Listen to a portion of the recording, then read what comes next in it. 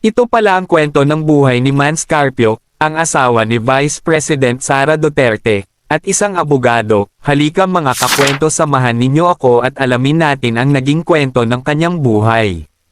Si Manasseh Mans Reyes Carpio ay isang kilalang abogado sa Pilipinas na nagsisilbing pangalawang unang ginoo ng Pilipinas bilang asawa ni Vice Presidente Sara Duterte. Isinilang sa isang maimpluwensyang angkan ng mga abogado at hukom, nakapagtayo si Carpio ng isang matatag na pribadong karera sa batas habang pinapadaloy ang buhay sa gitna ng matinding atensyon ng publiko dahil sa pagpapakasal sa pamilyang pampulitika ng mga Duterte. Bagamat malapit sa pinakamataas na antas ng kapangyarihan sa gobyerno, consistent niyang pinapanatili ang isang mababang pampublikong profile, at ipinoposisyon ang kanyang sarili bilang isang pribadong practitioner at pamilyadong tao. Unang bahagi ng buhay at angkan sa batas. Si Manasseh Reyes Carpio ay isinilang noong February 8, 1976, sa Pilipinas. Lumaki siya sa isang kapaligirang labis na nakatutok sa batas konstitusyonal, serbisyo publiko, at pamamahala sa hustisya. Ang kanyang malapit na pamilya ay nagtataglay ng ilan sa mga pinakakilalang pangalan sa hudikatura ng Pilipinas.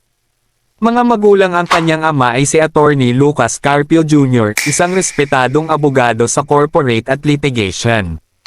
Ang kanyang ina ay si Agnes Reyes Carpio, isang retiradong Associate Justice ng Court of Appeals o CA.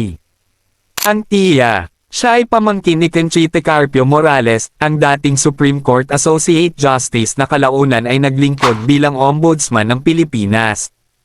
Malapit na kamag-anak, siya ay first cousin once removed ng dating Supreme Court Senior Associate Justice na si Antonio Carpio. Dahil lamaking napapaligiran ng mga kilalang tao sa larangan ng batas, naging likas kay Carpio ang paghabol sa karera sa hudikatura. Tinapos niya ang kanyang batayang edukasyon at kalaunan ay pumasok sa paaralan ng batas sa San Beda College, San Beda University na ngayon, sa Maynila, isang institusyong kilala sa pagpormal ng mga mahuhusay na pag-iisip sa batas at mga lider sa politika. Pagkikita nila ni Inday Sara at pagpapakasal.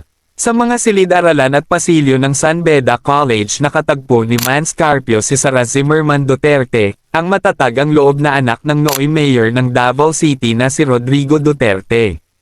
Nagbahagi ang dalawa ng magkasamang dedikasyon sa mahihirap na kahilingan ng pag-aaral ng batas, na mabilis na lumago at naging isang malalim na romantikong ugnayan.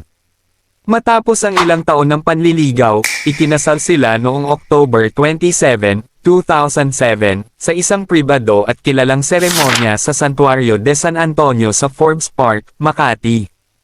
Pagkatapos ng kasal, pinili ng mag-asawa na itatag ang kanilang pangunahing personal at propesyonal na buhay sa Davao City, Mindanao.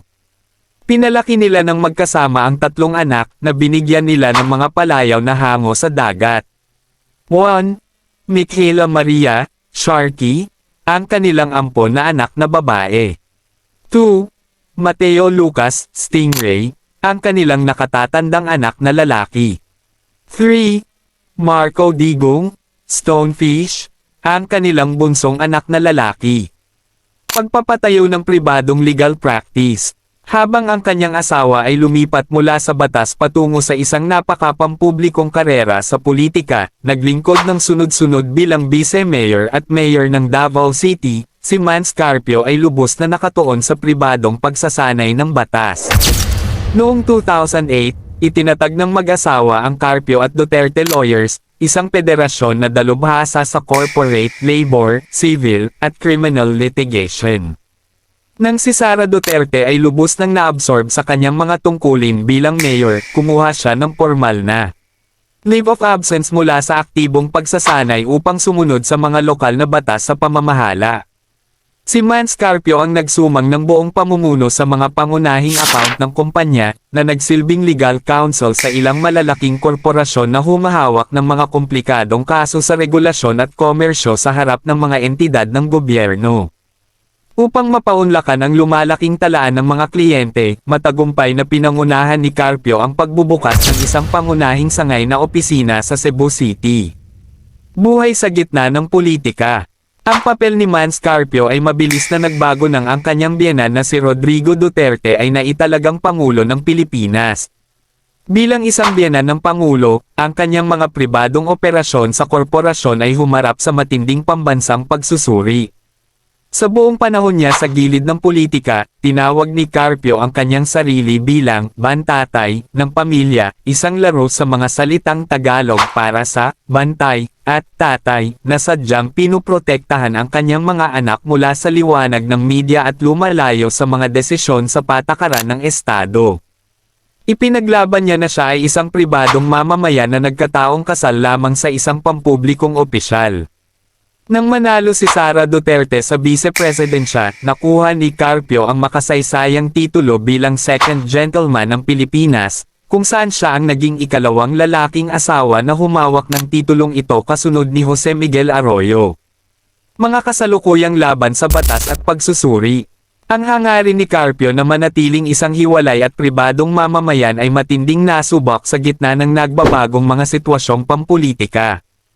Ang kanyang mga transaksyon sa pananalapi, deklarasyon ng ari-arian, at mga samahang pampamilihan ay humarap sa matinding investigasyon mula sa mga regulatory at legislative body. Pagsusuri sa SALN at ari-arian, ang mga panel ng prosecutorial sa Kongreso ay nag-target kay Carpio at sa Vice-Presidente ukol sa mga di umano'y hindi pagkakapareho sa hindi naidokumentong personal na ari-arian at asset. AMLC monitoring at konteksto ng impeachment, ang mga talaan sa bangko at mga transaksyon na pumapaikot sa halos 2 dekada ay naging sentrong elemento sa mga pagdinig sa oversight ng pamahalaan. Ipinaglaban ng mga mambabatas na ang presumption of co-ownership ay nag-uugnay sa mga asset ng asawa sa isang pampublikong opisyal na nagpapawalang bisa sa mga pag-aangkin ng tiyak na imunidad. Mga legal na kontra-atake, sa pagpapakita ng kanyang galing bilang isang matatag na abogado sa pagtatanggol, lumaban si Carpio sa pamamagitan ng mga hukuman. Naghain siya ng mga formal na reklamo sa krimen laban sa mga mambabatas at mga kinatawan ng Financial Intelligence Council, na nag-aakusa ng malubhang paglabag sa Bank Secrecy Law, RA 1405, at Data Privacy Act.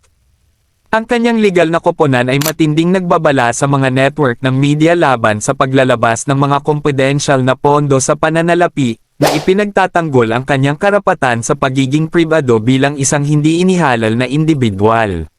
Nagustuhan nyo ba ang ating video mga kakwento? Wag mo naman kalimutang i-like ang video natin at i-follow mo na rin ako, para updated ka sa mga bagong video natin at i-comment mo na rin dyan sa baba kung saan lugar ka para alam ko kung saan nakarating ang ating video. Salamat!